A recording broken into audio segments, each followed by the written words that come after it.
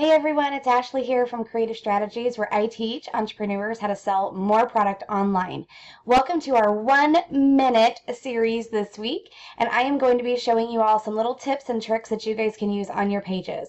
One of the number one questions that I always get asked is how in the world do I schedule from a Facebook group? So I am going to show you guys that today during your 1-minute series. Let's go ahead and get started.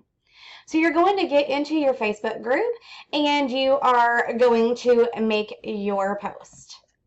Then what you want to do is you want to go down here to where the clock is and you are going to click it. Now this is in a Facebook group.